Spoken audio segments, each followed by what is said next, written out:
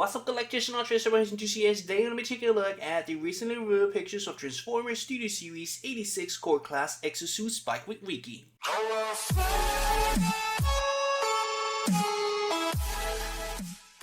I remember back in the day, I used to tell my dad a lot of times that, I wish my figures were accurate in terms of scale, because back then it was all over the place, man. We're talking Bumblebee was the same scale as Optimus, the humans were the same scale as the minifigures, and it was just all over the place. And who would have thought that on the future this was gonna be a thing? And from the moment I saw the core class line integrated into the Kingdom line, I was so hyped, because I kind of saw the potential that the core class had, because some figures, they're meant to be just smaller versions of the figure selves, and others are supposed to scale with the rest of the figures. We're talking deluxes, voyagers, leader classes, even commander classes. They're meant to scale well with the rest of the collection, and that is the big potential right there. As soon as I saw that the core class was coming to the series lineup, man, I was crossing my fingers and hoping that they deliver us some really accurate figures in terms of scale, and they did exactly that. With Ravage, you can see that he fits on Soundwave, and when he's out and transform into the actual Ravage itself,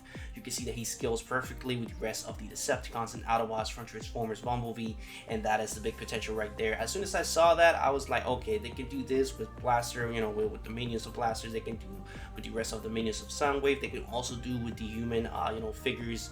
They honestly, the potential is endless. They can do a lot of things with that idea, that concept. And as you can see, we got our first look at Exo-Suit Spike Witwicky, and he looks amazing. Super accurate to his particular representation. The skull head and detail is superb. This is mentioning that this is a $10 figure, so the budget is really limited, and you can clearly see that the skull head and detail is not that bad. It's decent at the very least, and in my opinion, it's good enough. And you can see that the color distribution looks fantastic as well. You can clearly see the face sculpt right there. I'm really curious to see, in detail, closer look at the actual face sculpt itself, see how it looks, because that's kind of the kind of 50-50 side of things when you go ahead and deliver us a human version of any figure whatsoever, man. Because the Transformers in general, when you deliver us the skeleton detail there, it's kind of easy, but it's kind of hard to deliver a human in terms of a figure scale. You have to go ahead and put the eyes, you have to put the nose, the mouth. It's a little bit more intricate in terms of paint distribution on the face. So I'm really curious to see how they are gonna go ahead and do that, and how they're gonna deliver us this $10 budget figure in terms of paint on the face sculpt. Now, I have seen some people complain about the proportions of the actual figure, because you can see that the feet and the legs in terms of the chest and all that is really sleek. Everything connects really well,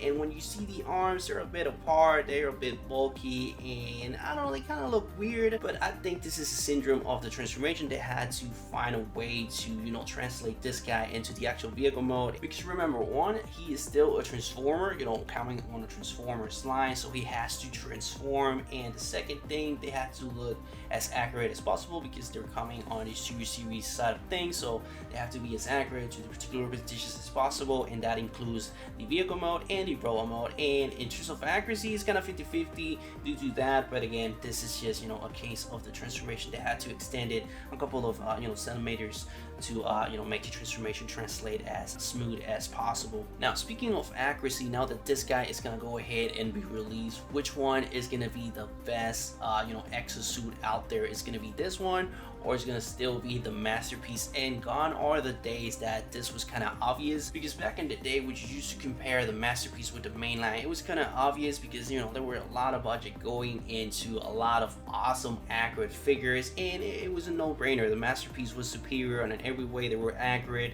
The skeleton detail was fantastic, paint distribution, everything was superb.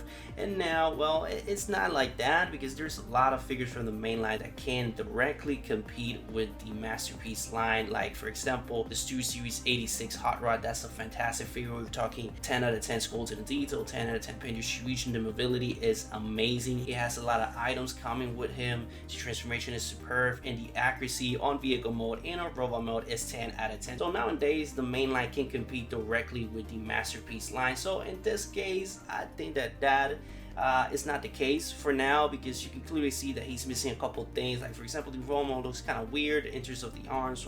You know what I said about the arms and all that. And you know, the robot mode, you can see that the rear wheels are non-existent. They're supposed to be there, and for some reason they're not. That is not accurate at all to this particular representation. You can clearly see that the Masterpiece has that. He has some blast effects going for him, but you know, that's not gonna go ahead and propel this guy into the top tier and even superior than the Masterpiece. That's gonna be impossible. So to answer the question, is this Studio Series 86 figure better than the Masterpiece? Hell no, man. There's still no way that the Masterpiece is gonna be dethroned. Maybe in the future, we'll see, but for now, the Masterpiece is still the superior foe in terms of comparison, in terms of accuracy. Now, that doesn't mean that this guy is not accurate. You can clearly see that in the raw mode, everything is the way it's supposed to be. The yellow thingamajigs on the chest, he has that.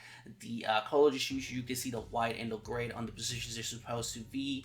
The paint distribution in terms of the head, of what I can see, is accurate. And for the vehicle mode, you can see that everything translates the way it's supposed to. You can see, you know, the upper panels on the top. You can see the face now integrates into the front of the vehicle mode. You can see the two front wheels, but the rear ones are not existing. That's not accurate at all. That's the only thing that I'm 50-50, because all the time, you know, the figures that came out with the Exo-Suit and everything, they had the, you know, the wheels on the back, and now this guy does not. I'm really interested to see and know why they decided to go this route, but you can see that that is not accurate. But overall, on accuracy, it has like a 75-80% accurate in terms of you know, his representation on the 1986 movie. Now, I have also seen a couple comments that people think that this is just, you know, the same mold as the Daniel figure that came with the Studio Series 86 lug, but you know, with the whole transformation integrated into the same mold. And well, I see where they come with this, because it looks exactly the same. It's supposed to, man. Like, you know, you can see that the aesthetics and all is exactly the same, but yeah, I don't believe that this is the same figure at all. You can see that the legs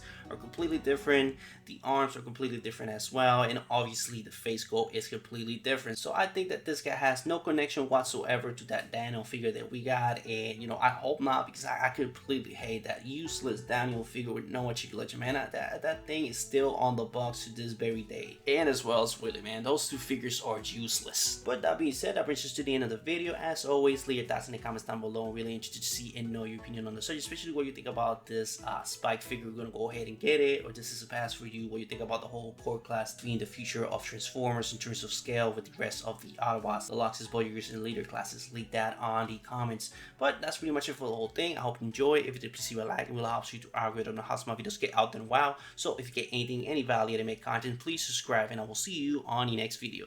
But this is pretty much it for Transformers Studio Series 86 Core Class Exo-Suit Spike Witwicky.